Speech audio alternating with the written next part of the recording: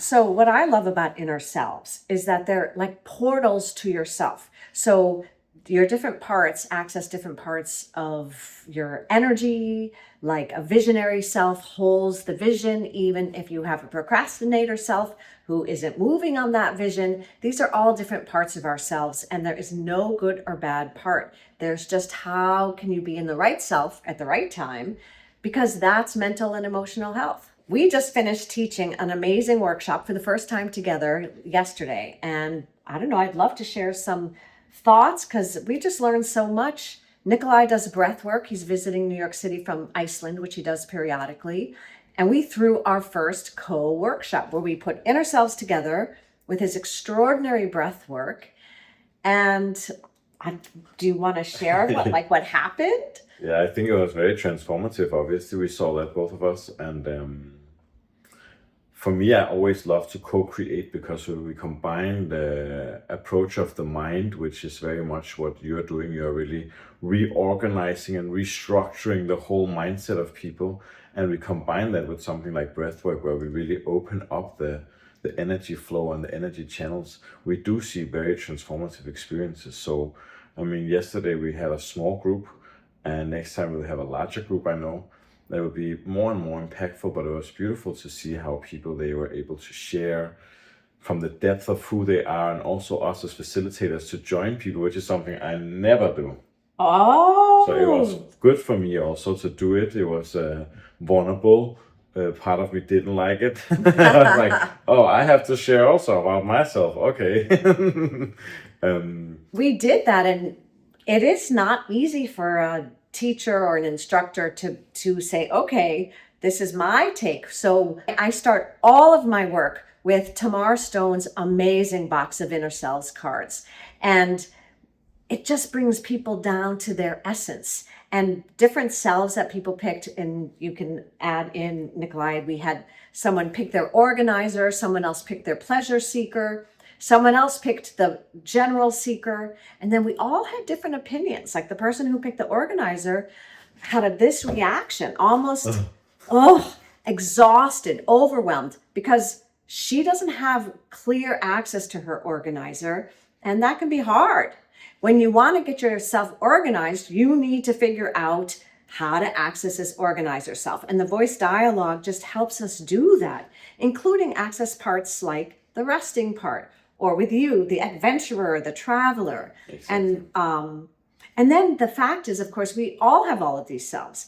And one of the things I loved about the group yesterday was that the person who picked the organizer and doesn't like organizing, it's hard for her, was next to someone who adored his organizer, and he really helped. And just being around people getting different feedback and ideas for their selves that they might find problematic. So he was amazing. He's like, showed how this organizer made him a real success early in his career, and how he brought in creative aspects. So he had access to his creative self, but organizing, he said, I've got to organize my small stuff so I can make room for the big thinking. And that was really terrific. So someone who's just overwhelmed, like, oh, I've got to organize even my closet, that seems like a lot.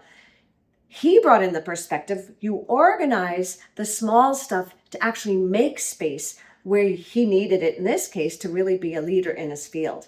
So that's what I'm hoping to share with everyone, Nicolai, is when you also get a relationship with your different selves, you actually grow your perceptions of that self, or you learn to think about, well, if I don't want to apply that self in this part of my life, maybe I want to apply it somewhere else, and you have that ability.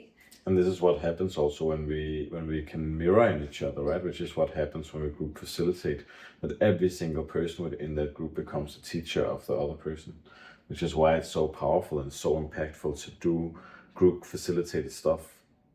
And Nicolai's breathwork is extraordinary, and maybe we'll talk more about that another time. But the thing about breathwork, and this is me experiencing it, I'm not a breath worker, but I love it, is that the oxygen, of course, within your body does things to your body, and all of our cells live in our body.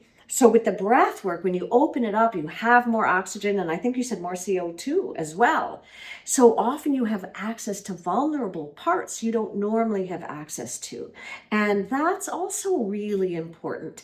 And especially if someone's struggling with a potential illness, either they've gotten a diagnosis or they fear they're moving into some type of situation where they're not feeling that well.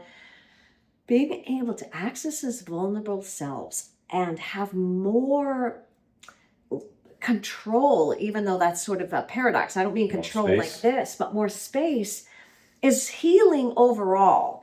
And then, I don't know, I'm going to throw in the word archetypes because Do it. selves, of course, include selves that are archetypes. Now, what are archetypes? They're universal energies that have just been with humankind since the existence of humankind.